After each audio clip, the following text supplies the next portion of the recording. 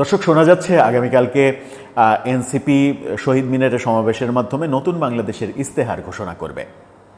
একই দিনে ছাত্রদল শাহবাগে বড় শোডাউন করবে।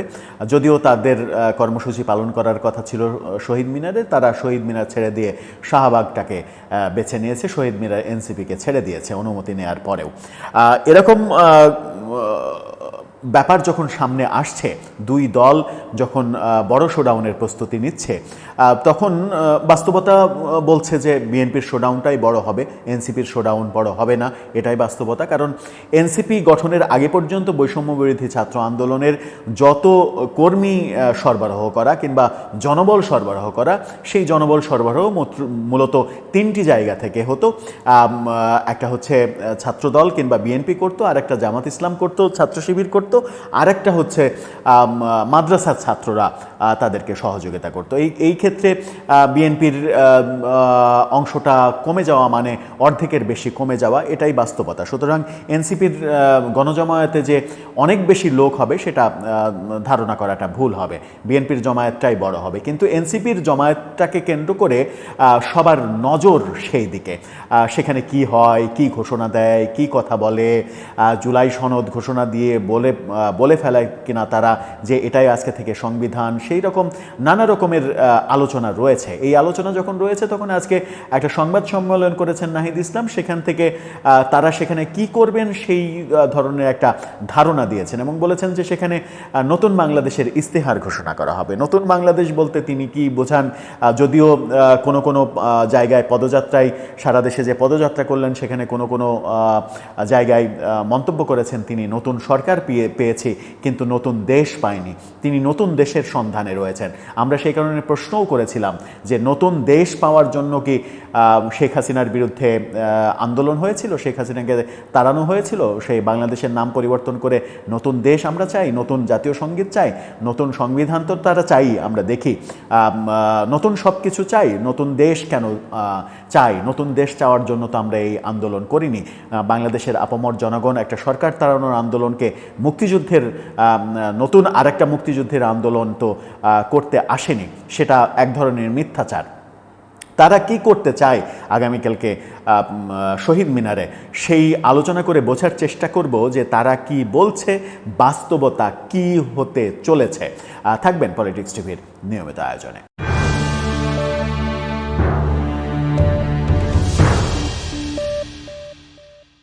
দর্শক, পলিটিক্স টিভি নিয়মিত ভিডিওগুলো স্পন্সর করছে প্রজাপতি.টিভি, নতুন ওটিটি প্ল্যাটফর্ম। আপনারা চাইলে ইউটিউবে, ফেসবুকে, ইনস্টাগ্রামে, টিকটকে দেখে নিতে পারেন।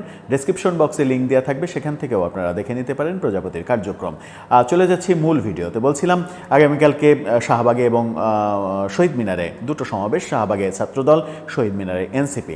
ছাত্রদলের শোডাউনকে কেন্দ্র করে সারা বাংলাদেশ থেকে লোকজন আসছে, সেই খবর আমরা জানি। এর আগে জামাতকে ট্রেন ভাড়া করে লোক আনার ঘটনা দেখেছি, এবার ছাত্রদলও ট্রেন ভাড়া করে সারা দেশ থেকে লোক সমাগম করছে। তার মানে হচ্ছে যে সরকারি ট্রেন ভাড়া এখন রাজনৈতিক কাজে প্রতিনিয়তই ব্যবহৃত হবে, সরকার ট্রেন ভাড়া দেবে, এই ব্যাপারটা এখন প্রতিষ্ঠিত হয়ে গেল। এনসিপি শহীদ মিনার থেকে অনেকগুলো ঘোষণা দিতে চায়। একটা ঘোষণা হচ্ছে নতুন বাংলাদেশের ইস্তেহার। সেই ইস্তেহারে কি থাকবে? সেই ইস্তেহারে কি একটা সাংবিধানিক কাঠামো দেওয়া হবে? সেটা একটা বড় প্রশ্ন। তারা বলেছে জুলাই সনদ যদি ঘোষণা না করে সরকার, তাহলে তারা নিজেরাই জুলাই সনদ ঘোষণা করবে। এই প্রচারণা যখন ছিল তখন আজকে আমরা দেখলাম যে সম্ভবত আওয়ামী লীগেরই কাজ, আওয়ামী সমর্থকরা এই কাজটাই হয়তো করেছেন। তারা এনসিপির প্যাডে একটা জুলাই ঘোষণাপত্র বানিয়েছে, বেশ কয়েকটা পয়েন্টের জুলাই ঘোষণাপত্র বানিয়েছে, যেখানে যাচ্ছে তাই ব্যাপার স্যাপার পয়েন্টগুলো এনেছে, তারা এনে এটা ভাইরাল করে দিয়েছে। পরে পত্রিকা পর্যন্ত নিউজ করতে বাধ্য হয়েছে যে এটা এনসিপির নামে যেটা চালানো হচ্ছে সেটা ফেক। আসলেই ফেক, এটা সত্য হওয়ার কারণ নেই। কিন্তু তাদের যে রকম প্রচারণা ছিল, সেই প্রচারণা হয়তো বিরক্তির কারণ হয়েছে, সেই কারণেই এই ফেক জুলাই সনদ ভাইরাল হয়ে গেছে। ভাইরাল হওয়াটা স্বাভাবিক, কারণ বাংলাদেশের রাজনৈতিক যে কালচার, কেউ কাউকে সহ্য করতে না পারা, একজন আর একজনকে যে কোনোভাবে লাথি মেরে, ল্যাং মেরে হলেও একেবারে কুপকাত করা, এটাই বাংলাদেশের রাজনৈতিক কালচার হয়ে গেছে। সেই কালচার থেকে কেউই কিন্তু বেরোতে পারছে না। কেউ ফেক জিনিস, বাজে জিনিস ভাইরাল করছে, কেউ কবর রচনা করতে চাচ্ছে, কেউ একেবারে সমলে উৎপাট করতে চাচ্ছে, নিশ্চিহ্ন করে দিতে চাচ্ছে। এটাই বাংলাদেশের রাজনীতি। কিন্তু নাহিদ ইসলাম সংবাদ সম্মেলন যেটা করলেন, সেই সংবাদ সম্মেলনে একটা মন্তব্য করেছেন যেটা নিয়েই মূলত আলোচনা করতে চাই। সেখানে বলেছেন যে সংস্কারের ভবিষ্যৎ পরবর্তী সংসদের হাতে ছেড়ে দেব না। শিরোনামটা আপনারা দেখে নিতে পারেন, সেখানে অনেক কথা তিনি বলেছেন। কি কথা বললেন একটু শুনে নিই। তিনি বলেছেন, চলমান রাজনৈতিক সংস্কার কার্যক্রম পরবর্তী নির্বাচিত সংসদের হাতে ছেড়ে দেব না, অন্তর্বর্তীকালীন সরকারের সময়ই কার্যকর করার দাবি তিনি জানিয়েছেন।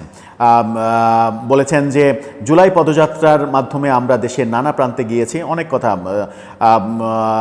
গত বছরের 3 আগস্ট থেকে শহীদ মিনার থেকেই আমরা সরকার পতনের দাবি তুলেছিলাম। আমরা বারবার বলেছি ফ্যাসিবাদ বিরোধী লড়াই এখনও শেষ হয়নি, আমাদের রাষ্ট্রচিন্তার রূপরেখা সম্পূর্ণ করব এই কর্মসূচির মধ্য দিয়ে। অর্থাৎ শহীদ মিনারে তারা নতুন তাদের যে রাষ্ট্রচিন্তা, নতুন বাংলাদেশ কেমন হবে সেই ইস্তেহার ঘোষণা করবে, খুবই স্বাভাবিক। কিন্তু তিনি যে মন্তব্য করলেন, যেটা নিয়ে শিরোনাম হয়েছে, সংস্কারের ভবিষ্যৎ পরবর্তী সংসদের হাতে ছেড়ে দেব না। এখন প্রশ্ন হচ্ছে যে কেন ছেড়ে দেবেন না? কি সমস্যা? পরবর্তী সংসদ বেহাত হয়ে যাবে, পরবর্তী সংসদ অন্য কারো হাতে চলে যাবে, অন্য কেউ ক্ষমতায় যাবে, সেই কারণেই সংস্কার, আপনাদের প্রস্তাবিত সংস্কার তারা বাস্তবায়ন করবে না, এই আশঙ্কা? খুবই ভালো আশঙ্কা, কিন্তু এই আশঙ্কা কেন? এই আশঙ্কা তো হওয়ার কথা নয়। কারণ আপনি নিজে, আপনার অন্য নেতা নাসিরউদ্দিন পাটোয়ারি, আপনার নেতারা হাসনাত আবদুল্লাহ, সার্জিস আলমরা প্রতিনিয়তই তো আপনারা বলছেন যে এনসিপির জন্য গণজোয়ার তৈরি হয়েছে, এবং পদযাত্রার মাধ্যমে আপনারা সেই গণজোয়ার মানে শো আপ করার চেষ্টা করেছেন। যদিও সেটা আইনশৃঙ্খলা রক্ষাকারী বাহিনীর পৃষ্ঠপোষকতায়, তাদের সহযোগিতায়, তাদের নজিরবিহীন নিরাপত্তার মাঝেই করেছেন। জনগণের সম্পৃক্ততা কতটা ছিল সেটা নিয়ে নানাজন প্রশ্ন তোলার চেষ্টা করেছেন।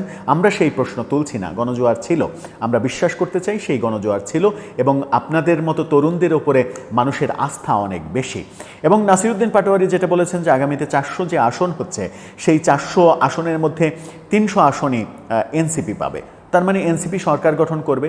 তো এনসিপি আপনারা যখন আত্মবিশ্বাসী এনসিপি সরকার গঠন করবে, আগামী শাসনভার এনসিপির কাঁধেই যাবে, এবং নাহিদ ইসলাম আপনি হবেন আগামীর প্রধানমন্ত্রী, সেখানে আগামী সরকারের হাতে সংস্কারের এই ব্যাপারটা তুলে দিতে ভয় কেন? ক্ষমতায় তো আপনারাই যাচ্ছেন, সুতরাং সংস্কার তো আপনারাই করবেন, আপনারা ইচ্ছা মতো সংস্কার করবেন, এবং 300 আসন পেলে সংসদে একক সংখ্যাগরিষ্ঠতা পাবেন, 2/3 বেশি সংখ্যাগরিষ্ঠতা আপনাদের হয়ে যাবে।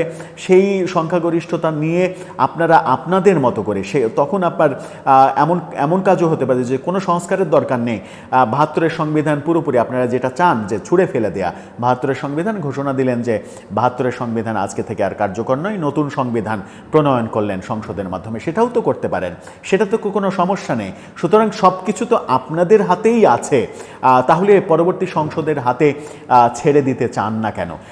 আইনত তো পরবর্তী সংসদের হাতে আপনি ছেড়ে দিতে বাধ্য, কারণ মৌলিক সংস্কার যেগুলো সংসদ লাগবেই, সেগুলো তো আপনি সংসদ ছাড়া করতে পারবেন না। আর অন্তর্বর্তীকালীন সরকার সংস্কার কার্যকর করার কোনো অধিকার রাখে না। তাতে করে আর একটা জটিলতা তৈরি হবে, সেটা হচ্ছে যে পরবর্তী সরকার যদি সেই কর্মকাণ্ডগুলোর বৈধতা না দেয়, তাহলে এই সরকারে যারা দায়িত্বে আছেন তারা আদালতের কাঠগড়ায় দাঁড়াতে বাধ্য হবেন। সেরকম পরিস্থিতি নিশ্চয়ই আপনারা চান না, কিন্তু সেরকম পরিস্থিতিও তো হওয়ার কথা নয়, যেহেতু আপনারা ক্ষমতায় যাচ্ছেন, আপনারা 300 আসন পাচ্ছেন, মনের মাধুরী মিশিয়ে আপনারা আপনাদের মতো করে সংস্কার করতে পারবেন। সেখানে কেন এই মন্তব্যটা আপনি করলেন যে আগামী সংসদের হাতে ছেড়ে দিতে চান না, এখনই এই সরকারের আমলেই সব কিছু করে ফেলতে চান? তাহলে কি আপনাদের মনে এই পদযাত্রা, সারা দেশে পদযাত্রা করার পরে এবার সন্দেহ তৈরি হয়েছে যে আগামী সংসদে আপনাদের যাওয়া সম্ভব নয়? আগামী সংসদে বিএনপি ক্ষমতায় যাবে, এবং বিএনপির ক্ষমতায় যাওয়া ঠেকানো সম্ভব নয়। আর বিএনপি যেহেতু মৌলিক সংস্কারের ক্ষেত্রে অনেক কিছুতে দ্বিমত করেছে, বিএনপিকে যেহেতু আপনারা প্রায় শত্রুর জায়গায় ঠেলে দিয়েছেন নানা ধরনের কর্মকাণ্ড কথাবার্তা বলে, সেহেতু বিএনপি আপনাদের ইচ্ছা বাস্তবায়ন করবে না এই শঙ্কা কি করছেন? এই শঙ্কা করলে বোধহয় এটা এক ধরনের বাস্তবতায় যে বিএনপি গেলে আপনাদের অনেক কিছুই বাস্তবায়ন করবে না।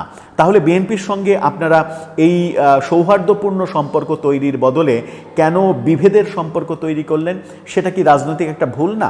অবশ্যই রাজনৈতিকভাবে একটা বড় ভুল করেছেন। বড় ভুল করে আপনারা যাদের সঙ্গে সখ্যতা করতে চেয়েছেন তারা আদতেও জীবনে রাষ্ট্র ক্ষমতায় যেতে পারবে না। সুতরাং আপনাদের প্রথম পদক্ষেপেই একটা বড় ভুল যে যারা রাষ্ট্র ক্ষমতায় যেতে পারবে তাদের সঙ্গে সম্পর্ক তৈরি না করে আপনি রাষ্ট্র ক্ষমতায় যেতে পারবে না, জীবনেও জনগণের ভোট জীবনে পাবে না, যে আদর্শ জীবনে বাস্তবায়িত হবে না বাংলাদেশে, সেই আদর্শের সঙ্গে আপনারা জোট করতে গিয়েছেন, সেই আদর্শের সঙ্গে গলাগলি ধরতে গিয়েছেন, যেটা রাজনৈতিকভাবে আমার মনে হয় যে একটা বড় ভুল সিদ্ধান্ত নিয়েছেন। তরুণদের এই ভুল আসলে করা ঠিক হচ্ছে না। তরুণরা আগামীর স্বপ্ন দেখাবে জাতিকে, তরুণরা এই বৃদ্ধ অথর্ব রাজনীতিবিদদের রাজনীতি শেখাবে, চমক জাগাবে, সেটাই তো প্রত্যাশা। কিন্তু আপনারা ভুল করছেন, এই ভুলগুলো বোধহয় বুমেরাং হয়ে আপনাদের দিকে ফিরে আসবে।